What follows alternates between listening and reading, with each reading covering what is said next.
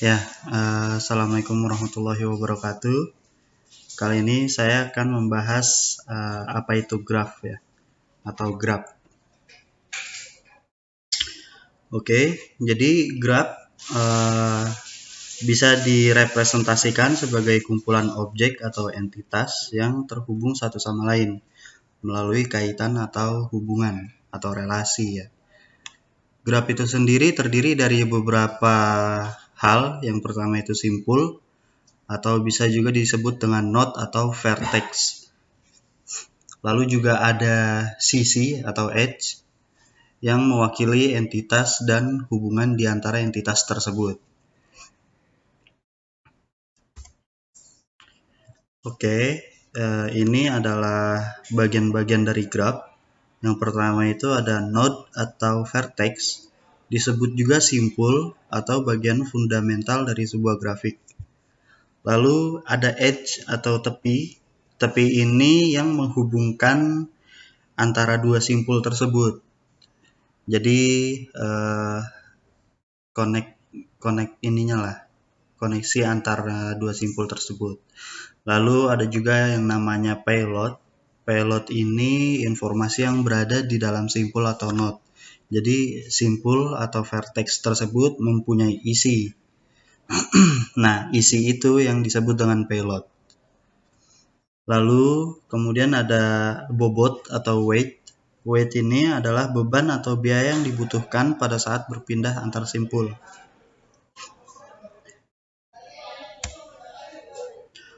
Oke, di sini kita bisa lihat node itu atau vertex itu yang kotak ini ya. Kotak ini, lalu kotak kedua, kotak ketiga. Nah, huruf 1, huruf 2, 3, dan 4 itu disebut dengan payload atau isi dari simpul tersebut. Nah, simpul pertama dengan kedua itu dihubungkan oleh edge atau tepi. Ini tiap simpul itu dihubungkan dengan edge atau tepi ya.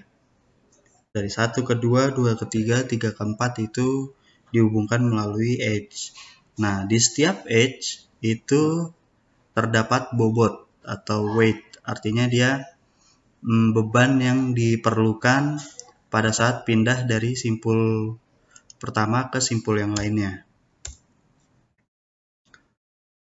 Seperti contoh, simpul 1 untuk ke simpul 2 itu membutuhkan beban atau bobot sebesar 10. Lalu dari 2 ke 4 2 ke 3 itu perlu beban sebesar 14. 3 ke 4 itu perlu beban atau bobot sebesar 9. Kira-kira seperti itu untuk penjabarannya. Lalu next kita ada dua jenis graph. Yang pertama itu adalah graph tak berarah atau undirected graph, di mana graph ini sisi-sisinya tidak memiliki arah atau orientasi tertentu. Nah, beda dengan graph berarah atau directed graph atau yang biasa dikenal dengan digraph. Digraph ini sisi-sisinya memiliki arah atau orientasi tertentu. Jadi tujuannya itu jelas, sedangkan indirected itu tujuannya tidak ada orientasi tertentu atau tujuannya tidak jelas lah. Contohnya seperti kita bisa lihat di dalam gambar, perbedaan antara undirected graph dengan directed graph itu terdapat pada edge atau garis yang menghubungkan antara simpulnya ya. Kalau kita lihat yang undirected itu di tiap edge atau di tiap garisnya itu tidak memiliki anak panah. Jadi bisa kita asumsikan seperti ini. Misal dari simpul 1 ke 2 dan 2 ke 3, 3 bisa ke 4 lalu kembali ke simpul 2. Jadi dia balik atau kembali kepada simpul sebelumnya, atau bisa dibilang seperti siklus lah ya. Ini undirected graph. Dari 2, 3 itu bisa ke 7 atau ke 4, terserah dia karena undirected. Lalu beda dengan yang directed. Directed ini garisnya ada tanda panah, menunjukkan kemana selanjutnya dia akan atau dia bisa berpindah ke simpul berikutnya. Contoh, simpul 1 pindah ke simpul 2. Nah, simpul 2 ini bisa pindah atau menyeberang ke simpul 3 dan 4. Tapi dari simpul 4 ini tidak bisa balik lagi ke simpul 2 karena tanda panah dari simpul 4 atau edge-nya itu mengarah ke simpul 5. Dan 3 pun sama ya. 3 ke 4, 4 ke 5. 3 ke 7, 7, 6 ke 5. Beda dengan undirected tadi 3 ke 4, 4 juga bisa ke 2. 2 ke 3 juga bisa, 3 ke 4 ya dia siklus lah. Jadi orientasinya tidak jelas. Oke, ini contoh graf dari directed atau yang berarah. Formal dalam graf itu notasi penulisannya seperti yang dijabarkan pada slide, itu G sama dengan V, E, dan W, di mana V itu vertex atau simpul, E itu edge, lalu W itu untuk weight atau bobot. Contoh di sini V itu adalah simpul yang ada dalam gambar. Kita mengambil dari gambar ini ya.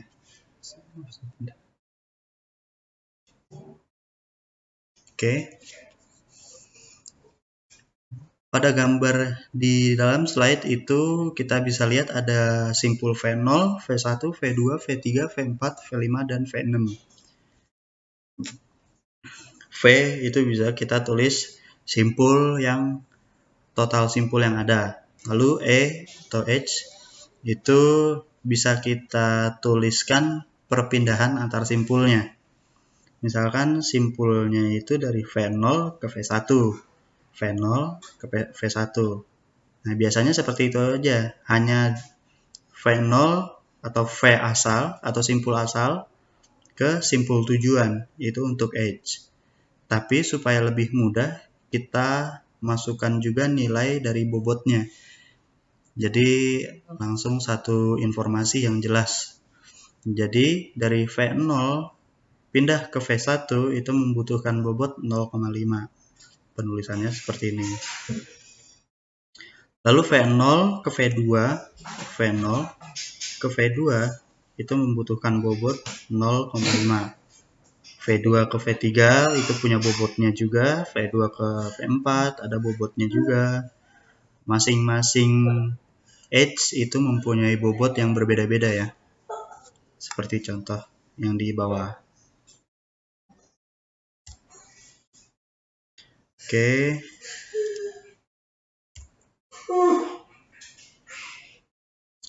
Di sini ada sedikit kuis di mana jalur manakah yang tercepat dari V0 sampai ke V6, tulis dalam notasi formal. Oke, kita bisa lihat di sini untuk edge-nya itu V0 V1, yaitu dari V0 ini ke V1, lalu V1 ke V3, V1 ke V3, lalu dari V3 ke V5, ke V5, V5 ke V6, V5 ke V6. Nah, V0 ke V1 0,5, V1 ke V3 0,6, ditulis ya. V3 ke V5 0,3, lalu V5 ke V6 0,4. Itu jumlah total dari bobotnya 1,8. Bagaimana dengan jalur lain yang bisa kita ambil?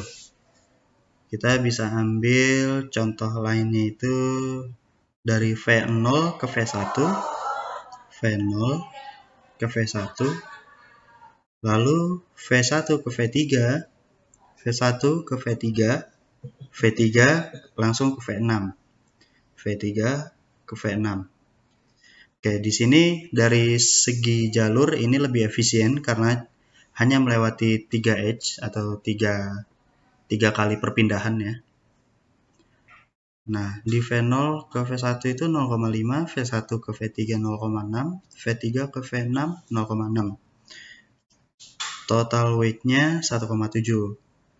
Di samping lebih efisien, bobotnya juga lebih sedikit ya ketimbang yang pertama kita hitung tadi. Lalu ada jalur lain ternyata. Jalur lain yang bisa kita ambil itu dari V0 ke V2 itu bobot 0,5, V2 ke V4 itu bobot 0,6, dan V4 ke V6 bobotnya 0,2. Kalau di total itu bobotnya 1,3. Nah, untuk jalur yang atau percobaan yang ketiga ini sama-sama lebih efisien dengan yang sebelumnya, tapi berat atau bobot yang ditanggung lebih sedikit, 1,3. Jadi yang akan kita pakai adalah yang opsi ketiga ini, dengan lebih efisien dan bobot lebih sedikit.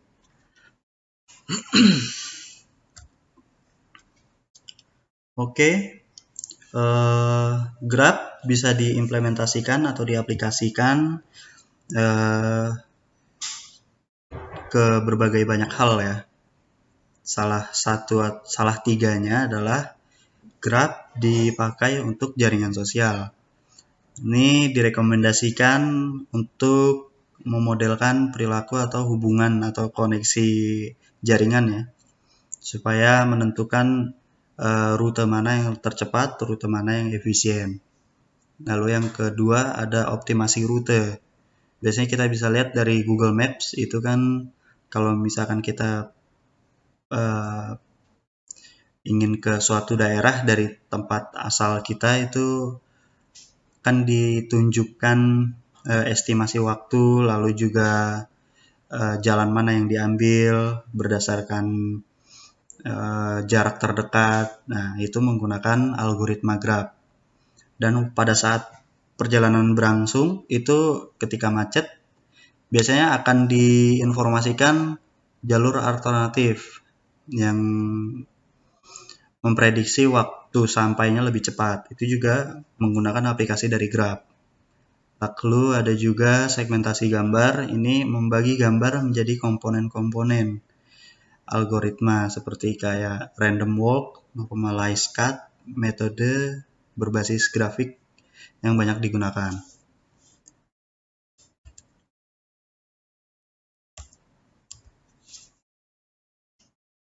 Oke. Referensi yang saya ambil itu dari researchgate.net untuk undirected graph dan directed graph, lalu dari baildung.com. Kiranya itu saja yang bisa saya bahas di pembelajaran graph kali ini. Apabila ada salah kata atau hal-hal yang tidak mengenakan, mohon dimaafkan. Saya Muhammad Saifullah undur diri. Assalamualaikum warahmatullahi wabarakatuh.